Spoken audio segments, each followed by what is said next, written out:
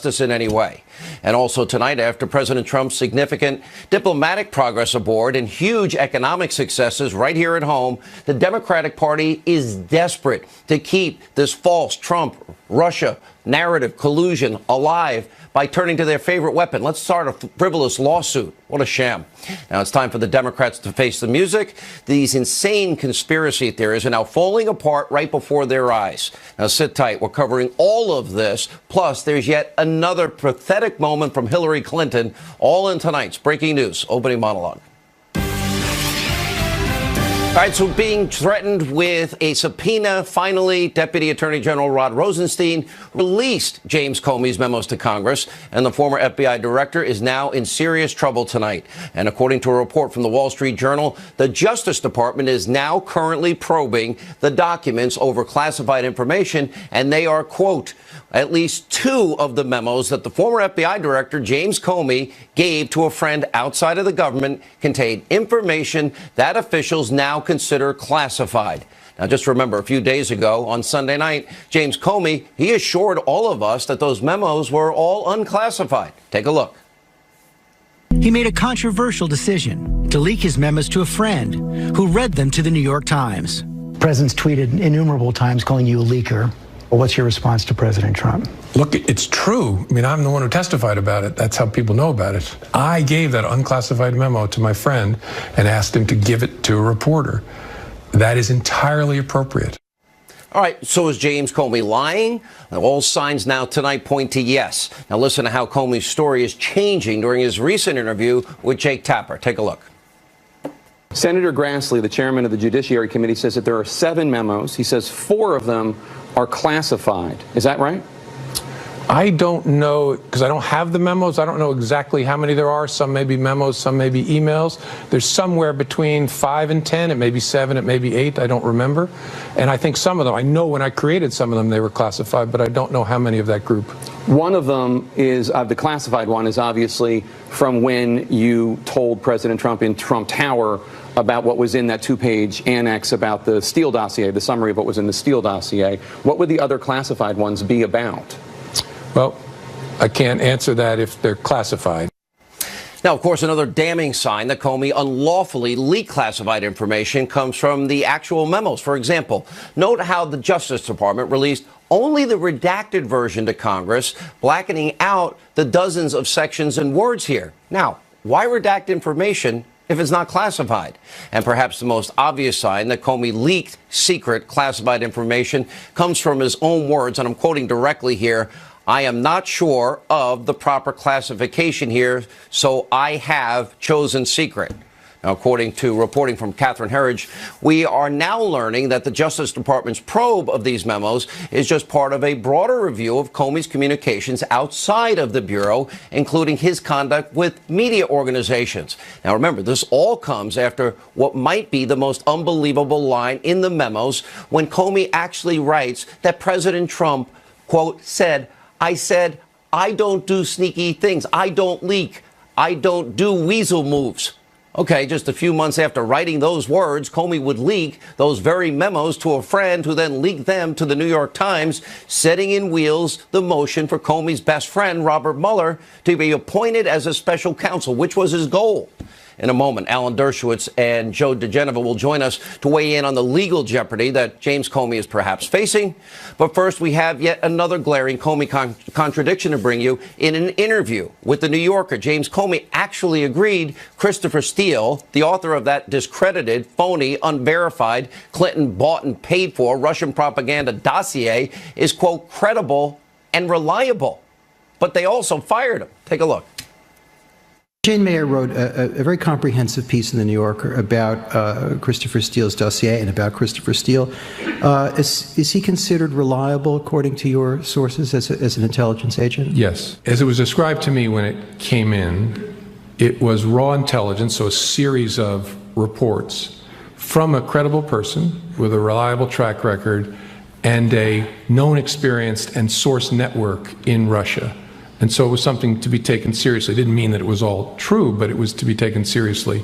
And its core assertion was corroborated by other intelligence. Its core assertion being the Russians have a campaign going on to interfere in the American election. All right, so why did they fire Christopher Steele? By the way, I want a question answered. Did Comey also pay Christopher Steele? Now, he praises the former British spy, but still, to this day, he can't verify any of the information found in the dossier, including the totally untrue Russian lie about Trump, Ritz-Carlton, Moscow, hookers urinating on a bed, which the media is obsessed with. And this is huge. According to Comey's memos, the president actually encouraged the FBI's investigation into Russian meddling and possible collusion. Based on a conversation that Comey had with Trump on March 30th of last year, Comey writes in his own memos that President Trump told him, if there's some satellite, I took this to mean some associate of his or his campaign that did something, it would be good to find that out, but that he hadn't done anything. So not only did the president want to fully investigate everything related to Russia, it also clearly contradicts any claims that President Trump wanted to obstruct this investigation. Now, the president is reacting to the release of Comey's memos. He wrote on Twitter, quote, James Comey memos are just out and show clearly there was no collusion, no obstruction. Also, he leaked classified information. Wow. Will the witch hunt continue? Now, we are now in day 338 of the runaway Mueller probe, and there is still zero evidence of collusion. Now, this proves that this investigation has gone way off the rails. It has turned into a total witch hunt. And we're also learning another interesting revelation about James Comey from his ongoing self-aggrandizing book tour. Now, despite claims from the mainstream media, many Democrats, well, we now know that James Comey is not a Republican, hasn't been for a long time. Gee, thanks for telling us. You've said before that you are or were a Republican until very, very recently. Is that correct? Well, I really wasn't.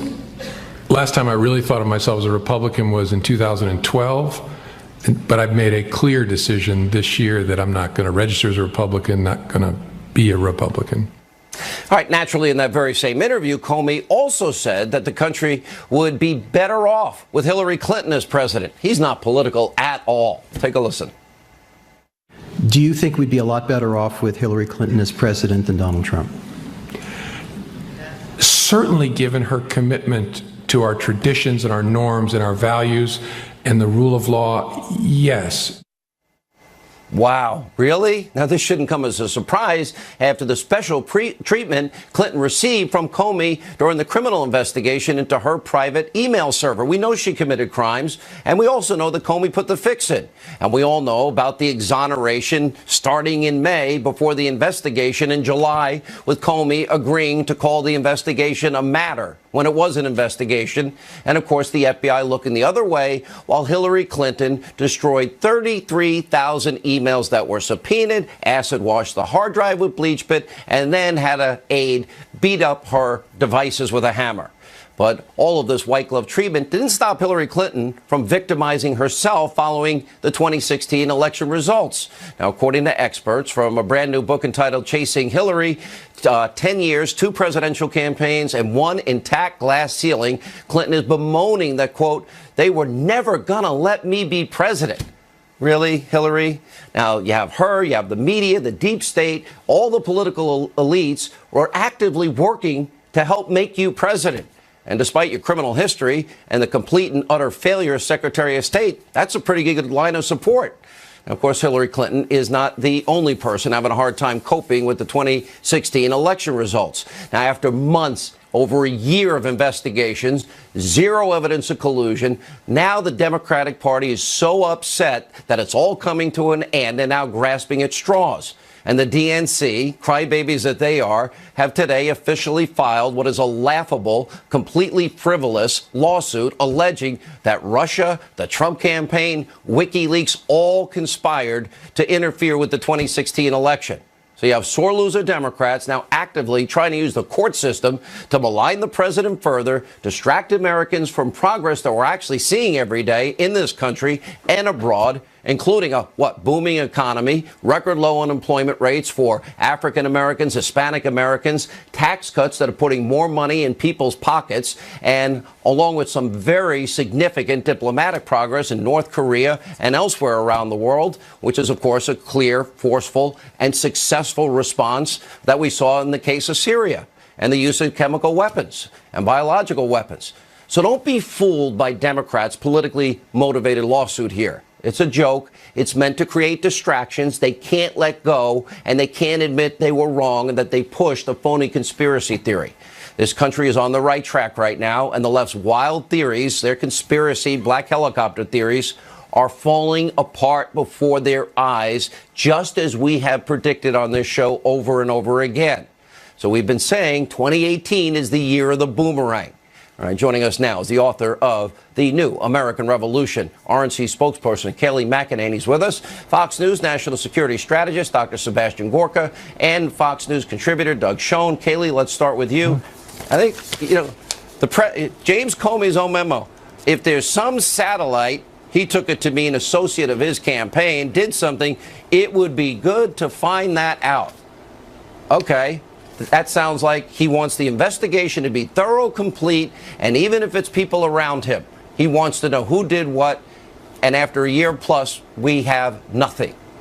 Right, Sean. That sounds like the opposite of obstruction of justice. That sounds like a president fully cooperating with the investigation. And to echo that, Jim Comey says in his book that none of his conversations with the president rose to the level of illegality. There is no there, to quote Peter Strzok. There's no there with collusion. There's no there with obstruction. He's been cleared by the Intel Committee. Robert Mueller has said you're not a target of this investigation. Rod Rosenstein has said it. And in Comey's memo, he says to the president 3 times, you are not under investigation. This president has cooperated. He should be absolved. And Robert Mueller needs to pack up, go home, move on. You know, think of the week we had, Dr. Gorka, where first you have the congressional criminal referrals.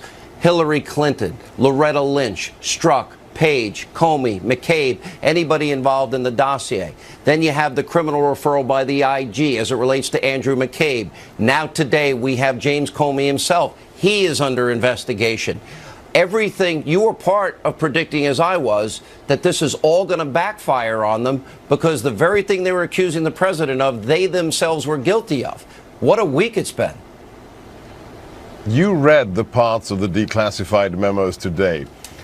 James Comey says that he said, I don't do weasel moves. I don't make slimy tricks. Well, guess what? He is one 6'7" slimy weasel. That's what he did. If you read this, what do we now know, Sean? We know that he told the president, you're not the target.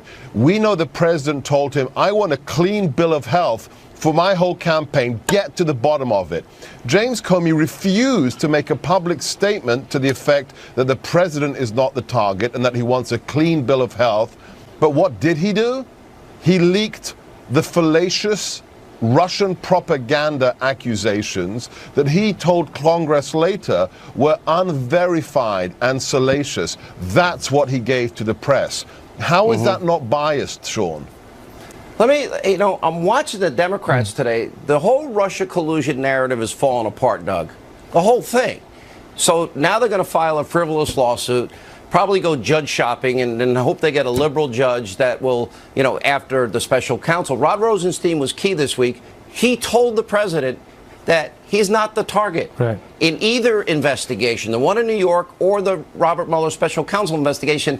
That's another way of saying they never found any evidence of any type of collusion.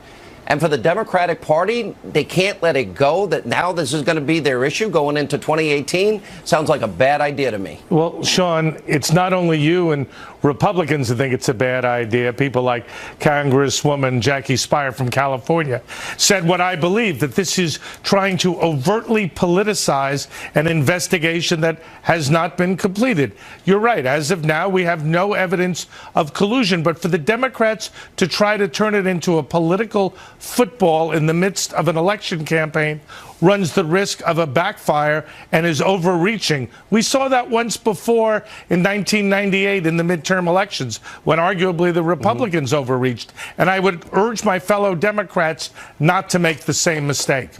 You know, if you look at all the deep state actors, Sebastian, you and I have talked at length about this.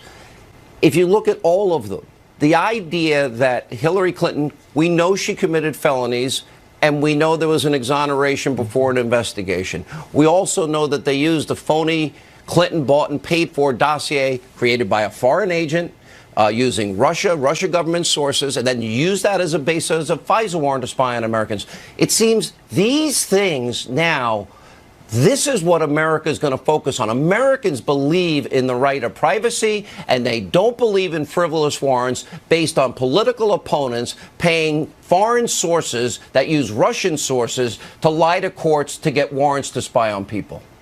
That's the average American. That's the America that I know that's driven by common sense. But you just played the audio where James Comey, with a straight face, says, yeah, it would have been better if Clinton had won because of her upstanding attitude to justice and law and order. I mean, is that a bad joke? From cattle futures to Servergate, this is a woman who we know has committed felonies. What felonies has Donald Trump committed in the last 71 years? Zero, Sean. This is how deep the corruption is in the swamp. And the fact that these people go on book tours when they should be in the dock tells you how big a job the president has before him. You know, Kayleigh, I watched this. We keep hearing about the big blue wave that might happen here. I think, look, I don't want the Democratic Party to listen to Doug Schoen. My advice is keep doing what they're doing. And if the Republicans can fix a couple of things, I would find ways to cut back on that omnibus bill, which they have an ability to do. Secondly, I'd get the money and fully fund that wall and get the building started and do it expeditiously. And the third thing I would do for the Republicans is fix health care. And if they do those three things, I don't think they would lose anything. There's no doubt about it. And the president has worked very hard at getting those things done. We need partners in Congress to fund the wall, as you noted. The president does want to rein in spending. He has said that. But the Democrats, Sean, gave us a big indication of what their playbook is for 2018 today when they filed this frivolous publicity stunt of a lawsuit. And that is Russia, Russia, Russia. They will scream it from the rooftops. There is no basis in truth. These are conspiracy theories that they're peddling. By the way, the DNC is bankrupt. They have $6 million in debt. So I don't know how they're funding this multi-million-dollar lawsuit, but they ought to be careful because Brad Parscale from the Trump campaign said, I'm going to expose this DNC corruption through discovery. We're going to look at why you partnered with Fusion GPS. We are going to use this lawsuit to find out why you didn't turn over your server. The DNC, we're coming after you, and your narrative for 2018 is not working. All right, Doug, I'm going to give you the last word. Just keep giving them bad advice. Well, I think I give good advice, but I would say the Democrats run on issues, try to do a deal to make the Dreamers and the wall get done. It's good for both sides. They're not going to do it. But we need progress. And if there's progress, it'll benefit the country and the Democrats and indeed the Republicans. Because, Sean, what's so bad about this is the real winner in all of this is Vladimir Putin, President Xi, and all the autocrats who see us ripping ourselves apart, hurting our position globally when, as you said quite correctly, the president is dealing with very serious foreign policy problems, Syria, North Korea. They wanted to sow discord in the country, and they've succeeded 100%. But the president's still successful, which I'll point out in a few minutes. All right, thank you all. Thank you very much. All right, as we continue the special edition of Hannity, don't miss it. Joe DeGeneva, Alan Dershowitz weigh in on what has been a massive, busy legal week. Straight ahead.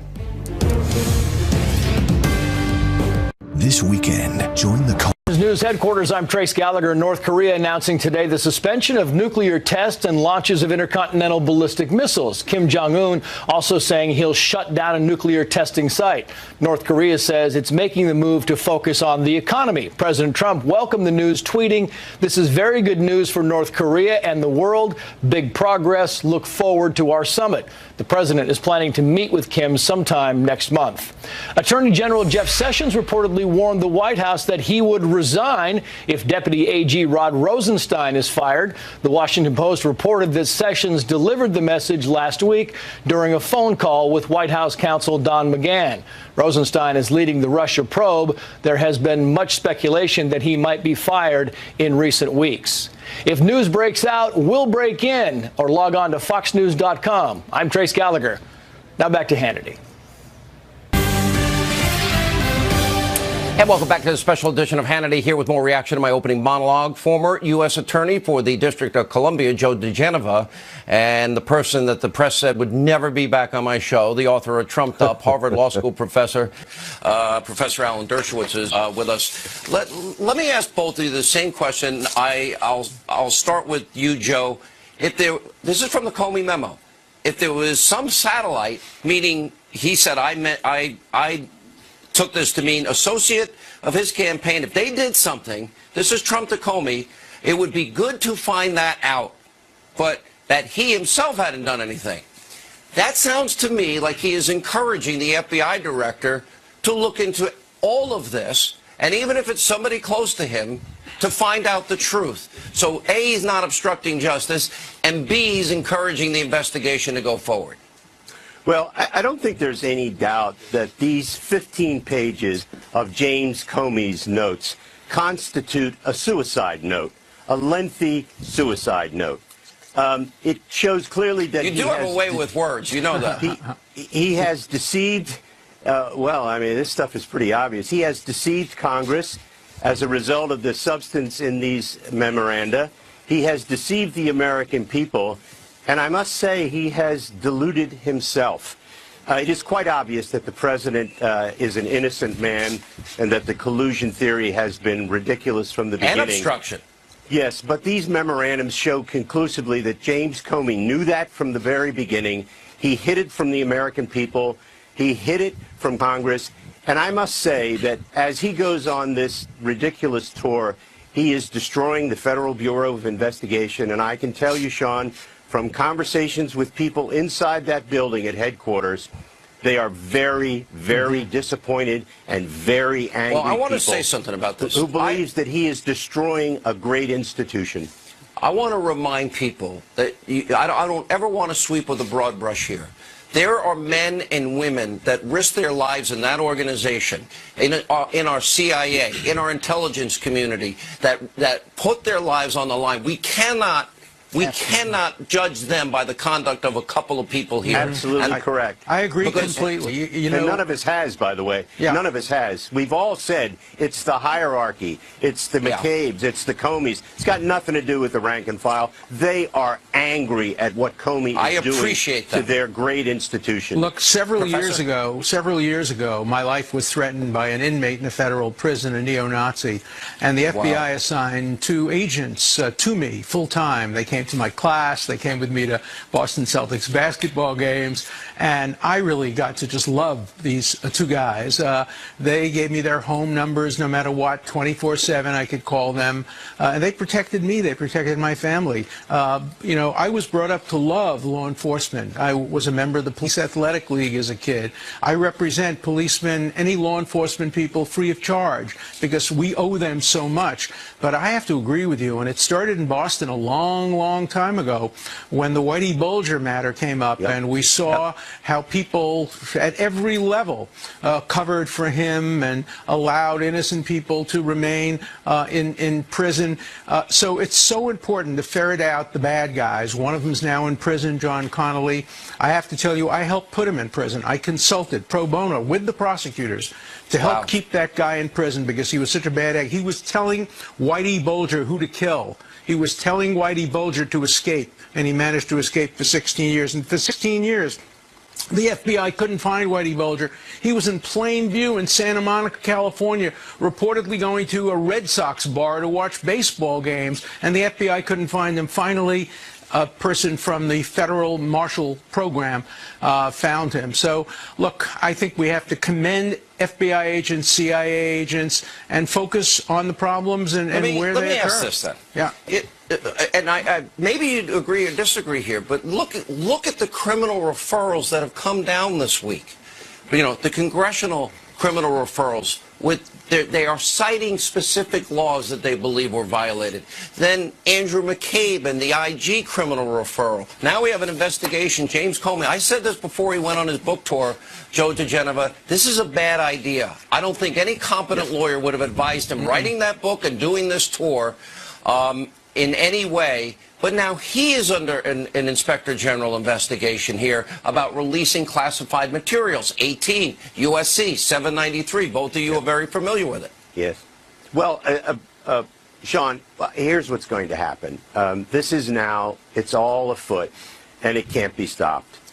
There's going to be a series of federal grand juries investigating these things, the leaking of the memos to the New York Times, the unmasking of individuals, which was illegal, the leaking of the unmasked information to newspapers, which were felonies, and the other things that involve the misuse of the intelligence and FISA warrants.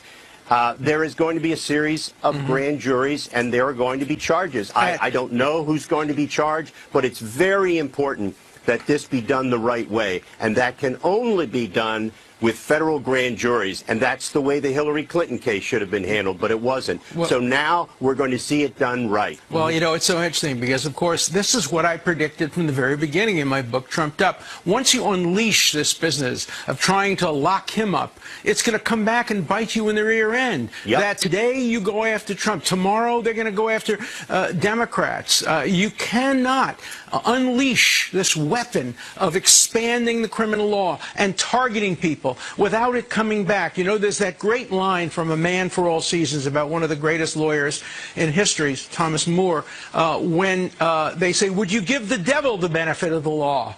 And the answer is yes, because if you don't give the devil the benefit of the law, when the law comes for you, you will not have it. And of course, the German philosopher said the same thing when they came for the Jews. I didn't do anything because when they came for me, there was no one left to talk. So when you defend the civil liberties of Donald Trump, you're defending the civil liberties of all Americans, and people have to come to understand that.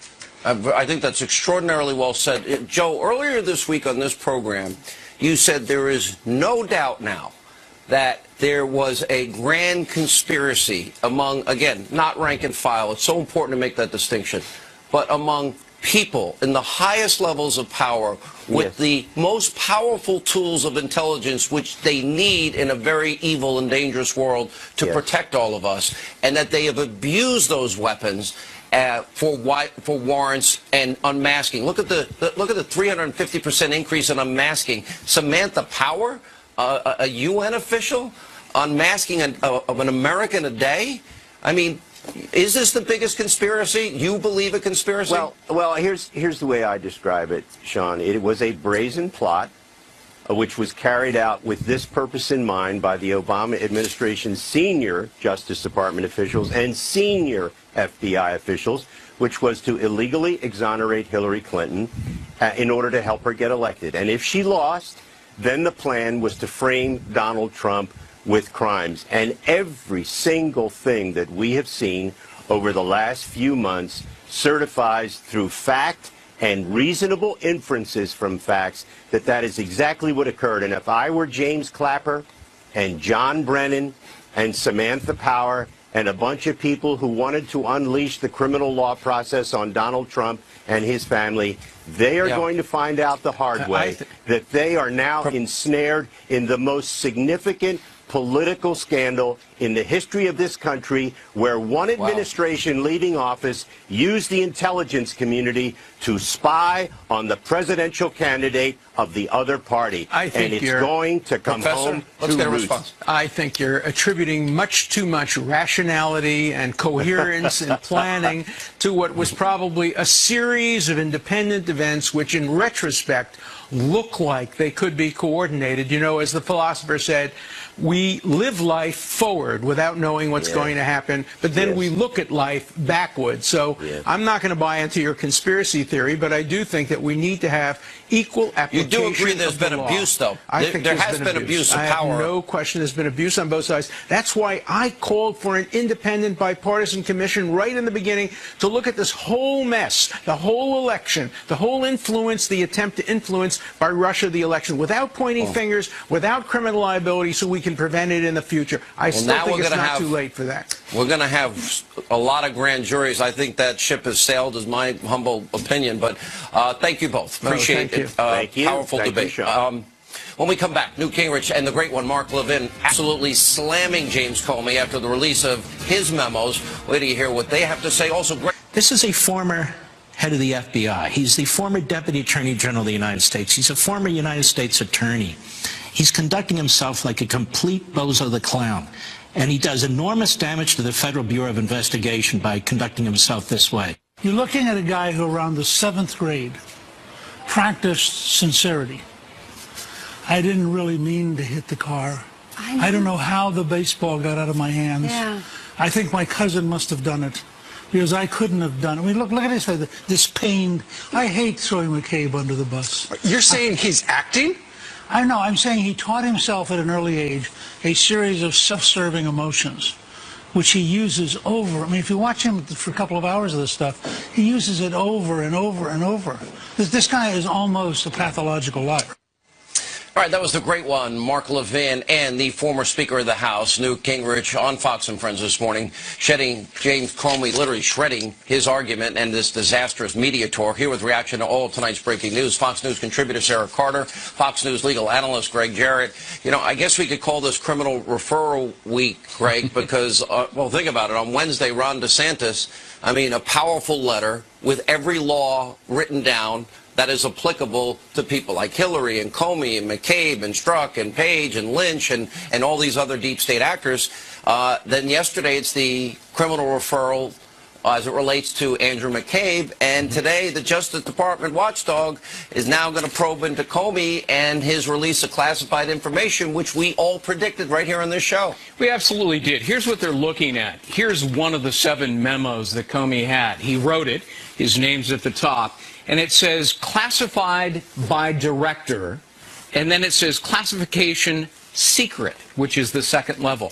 The moment Comey took this out of the FBI building and took it home with him, he is arguably committing a crime, mishandling of classified information.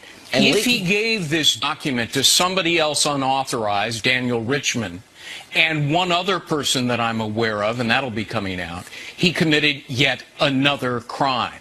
And by the way, he can't say, well, I redacted parts of it. The content, not the labeling, dictates classification under the law. I kept saying, what lawyer is letting him do this? It never made sense. And Sarah, you had predicted all of this as well, especially with Andrew McCabe, the criminal probe, now the referral about him.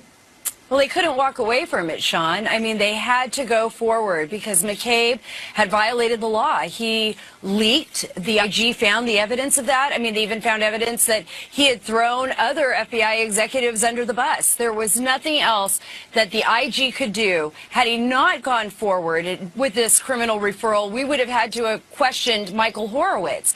And now with Comey, I think this is fascinating, and especially Greg brought up several good points. They're going to have to move forward with this, because if they walk this back, they're going to have a lot of trouble, because they're going to have a lot of explaining to do, right? And Comey can't use the similar defense. I mean, look at what already happened with Hillary Clinton. And remember the IG report on the handling of the Hillary Clinton private server and her use of using it to send classified emails. That's coming out in May, and how the FBI handled it. So Michael Horowitz is going to be very diligent. I think he's going to issue a report on Hillary, and then I think what we're going to see follow that is a report on former FBI Director Comey.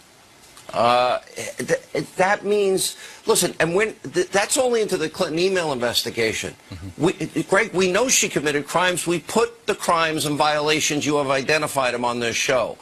But then the exoneration. You don't have an exoneration before investigation. Yeah. Then who was involved in the presentation of unverified, uncorroborated information from Clinton's bought and paid for dossier from a foreign national Russian sources to the FISA court judges 4 times? Right. Not just obstruction in the Hillary Clinton case, but also, as you point out, abuse of power and obstruction in the dossier. But you're also leaving out theft of government property. Now, Comey said, well, these are my private recollections, my personal recollections. It is not. He was on the job, and he was having a conversation with the president, and he memorialized it in a document under the Privacy Act, the Federal Records Act, And the document Comey signed, called a non-disclosure agreement, it specifically says anything you do in the course and scope of your employment at the FBI is government property. It is not yours. And upon separation from the FBI, you may not take it with you. Doing it is theft of government property. Last word, Sarah. Well, you know, Comey has obviously made a decision. He's come out, he's spoken, and now he has to wait for the IG. And I think he has a hard road ahead of him, Sean. Unbelievable. And good work. I got to praise both of you, because this is everything that we have been reporting, you have been reporting, the deep dive both of you have done here is now unfolding before the country. And in many ways, I actually wish we were wrong. But this has to be stopped. This is our Constitution. This is equal justice under the law, equal application under the law. Thank you both. Sure. All right, when we come back, we're going to show you the media's new, sick, ugly, twisted obsession about the president. Sean Spicer responds next.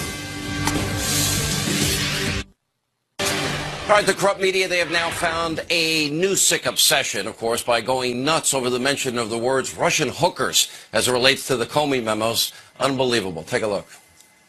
Putin had told him that they had the best hookers. Putin had told him, quote, we have some of the most beautiful hookers in the world. There's a lot of talk of hookers. Putin had told him we have some of the most beautiful hookers in the world. Oh, by the way, in Russia, we have the most beautiful hookers, to paraphrase there. President Putin apparently saying that Russia has the best hookers in the world. He used another phrase for hookers in that public statement. Beautiful women of questionable moral repute. Yeah, something like that. The expression, Putin saying we have some of the most beautiful hookers in the world. Putin telling Trump we have some of the most beautiful hookers in the world. Putin said to him that we have good hookers in Russia. The hookers thing. Prostitutes and the looks of prostitutes.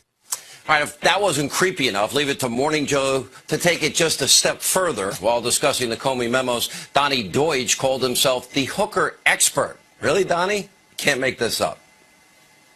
He effectively says that large portions of the Steele dossier have been corroborated. He said, I explained that the analysts from all three agencies agreed it was relevant and that portions of the material were corroborated by other intelligence, which possibly is why the president keeps coming back to this. He wants to know if the salacious parts of it have in fact been proven. I was a little insulted when you initially come to me on hookers. Well, it was implied that you had an expertise. Not personally experienced, but just from research. Sure. Look, that came out wrong. All right, joining us now, former White House Press Secretary Sean Spicer. How you did that job, I will never, for the life of me, understand it. All right, so when they had the word hole, CNN used it 195 times in a day. Now it's stormy, stormy, stormy. There's no Russia, Russia, Russia. In the meantime, they've missed the biggest abuse of power scandal in their lifetime. And how do you describe the media today, even? Sensational, misdirected. Look, beyond the story that you keep talking about all the time, which I completely agree is underserved, you've got the Prime Minister of Japan in meeting with the President this week down in Mar-a-Lago talking about trade and national security. You've got serious issues over in Syria. You've got an upcoming meeting with Kim Jong-un about the nuclearization of the Korean Peninsula and the threat that it potentially poses to not just our allies, but potentially our own citizens. And this is what they're talking about? You know, when it comes to the priorities of what the media is talking about, what are the concerns of the American people, I think there is a complete mismatch. And as you point out correctly, it's this hack mentality. They want to be taken seriously, they want to be treated with respect, and yet their entire focus is on a salacious, unverified detail about a comment that supposedly the former president and prime minister of Russia, Vladimir Putin, depending on when it was said. If you look at the order, though, it was, and you were in the room at the time, this is the fascinating thing, it was Comey that said it's unverified, it's salacious. He brought up the idea. Right. If we're going to look at the order where it started, it was Comey telling then President-elect Donald Trump. That's where the answers are coming from. But more importantly, they have been peddling the biggest lie and conspiracy theory about some type of collusion now for a year. There's no evidence. And they still try to keep peddling the same lie. So how can we even call it journalism at this point? Well, again, I think that's got to go back to a second ago, Sean, is that they want to be taught, they would talk about this commitment to the First Amendment. They want to be treated with seriousness and respect. And yet they focus on these salacious type tabloid, unverified allegations. I think the funny thing about this is what they didn't report in any of those clips that you played is that what did Comey actually say? That when he presented this to the president in that room after that briefing, he asked the president to see him alone privately, to share with him these unverified allegations. And the president immediately said, do what you have to do to prove that they're untrue. Call an investigation on me. And it was Comey who said, I don't know if that's a good idea, Mr. President. But the president immediately says, do what you have to prove that these aren't true. Do whatever you, I mean, and that just shows you that anyone who's accused of something, if they're actually guilty of it, they would say, hey, can we kind of sweep this under the rug? Can we cover it up a little? You're not going to say anything, are you? But in fact, the president had quite the opposite. He got out there and said, we need to clear this up. We need to get it out there. I don't like any of this. This is concerning. What do you have to do? And that really shows you they don't want to cover that part of it. So the president forcefully and immediately pushed back and wanted them to actually conduct an investigation into this. Well, this is what the president said. He said, and these were in the Comey notes, rather than the superfluous stuff they talk about, if there was some satellite, which he took to mean an associate or somebody on his campaign that did something, it would be good to find that out. But that he himself hadn't done anything. So not only is he not obstructing, in that instance, he's encouraging Jim Comey, if there's anybody around here that's involved in any of this stuff, I want to know, do your job, find out who they know, what they know. It would be good to know the truth. Oh, exactly. He wants to know, hey, if anyone's using my name or claiming that they're part of my associated with me and doing something nefarious, I want them called out. But the other thing that's very fascinating, Sean, about all of this is go back to what happened that very first day. The president-elect, who's never served in government before, sits down with those four intelligence chiefs. Comey, as the FBI director, says, Mr. President, can we clear the room and I can speak to you alone privately? Okay, we get that. Then fast forward a little bit later, the president says to Jim